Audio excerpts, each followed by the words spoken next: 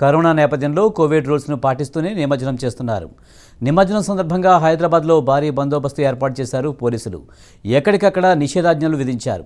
రేపు ఉదయం 9 గంటల వరకు ఆంక్షలు అమలులో ఉండనున్నట్లు అధికారులు తెలిపారు. నిమజ్జనం కోసం ట్యాంక్ బండ్పై 21 క్రేన్లను అందుబాటులో ఉంచారు. ట్యాంక్ బండ్ నుంచి మరింత సమాచారం మా ప్రతినిధి పవన్ అందిస్తారు. కోలాహలం ప్రారంభమైంది. ప్రజెంట్ మనం చూస్తున్నాం హుస్సేన్ సాగర్ వద్ద చాలా మంది వినాయకులు తీసుకొని నిమజ్జనానికి కూడా రావడం జరిగింది. ప్రస్తుతం మాత్రం హుస్సేన్ సాగర్లో భక్తి శ్రద్ధలతో గణేష్ నిమజ్జనాన్ని కూడా పాల్గొంటున్నారు. మనం ప్రజెంట్ ఒక వినాయకుడిని నిమజ్జనం వద్ద ఉన్నాము. నిమజ్జనం కూడా చేస్తున్న దృశ్యాలు కూడా మనం చూస్తున్న పరిస్థితి కనిపిస్తుంది.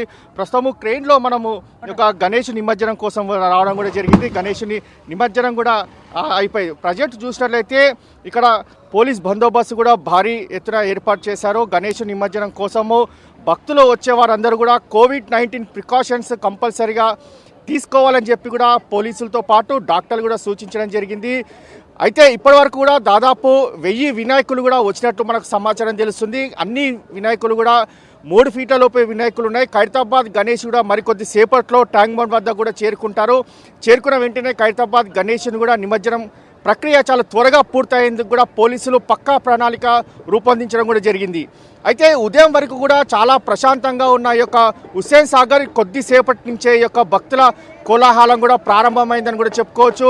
ఒక్కొక్కరిగా వినాయకులు తీసుకువచ్చి ఇక్కడ నిమజ్జనం కూడా చేస్తున్న దృశ్యాలు కూడా మనం చాలా స్పష్టంగా కనిపిస్తుంది. ఎందుకంటే ఉదయం నుంచి కూడా అందరూ కూడా ఇళ్లలో ఈ యొక్క వినాయకునికి సంబంధించి పూజలు నిర్వహించారు. పూజలు నిర్వహించిన దాని తర్వాత స్వయంగా వారే ఈ యొక్క వినాయకుడిని తీసుకురావడం జరిగింది. తీసుకొచ్చి ఇక్కడ క్రేన్ సహాయంతో ఈ యొక్క వినాయకుడి నిమజ్జన కార్యక్రమంలో భక్తి శ్రద్ధలతో పాల్గొంటున్నారు.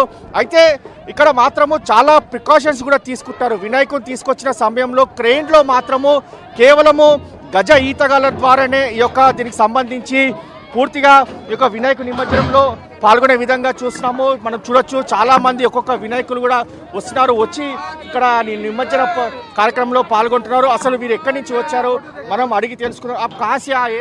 हम 4 మైల్ ओल्ड सिटी से आए, वहाँ से आए। सोए हर साल से आते हैं? एवरी ईयर आते सर, एवरी ईयर मॉर्निंग आते हम लोग, एवरी ईयर।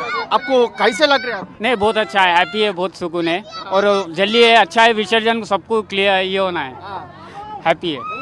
మొత్తానికి ఓల్డ్ సిటీ నుంచి కూడా తాము గణేష్ని తీసుకొచ్చామని కూడా చెప్తున్నారు. చూసినట్లయితే అన్ని జాగ్రత్త చర్యల నేపథ్యంలో ఈ యొక్క వినాయకుడి నిమజ్జనం చాలా ప్రశాంతంగా కొనసాగుతుంది. ఎప్పటికప్పుడు సీసీ కెమెరాల ద్వారా ఇక్కడ ఎలాంటి అవాంఛనీయ సంఘటన చోటు చేసుకోకుండా అన్ని ప్రికాషన్స్ కూడా పోలీసులు తీసుకుంటున్నారు. Over to studio.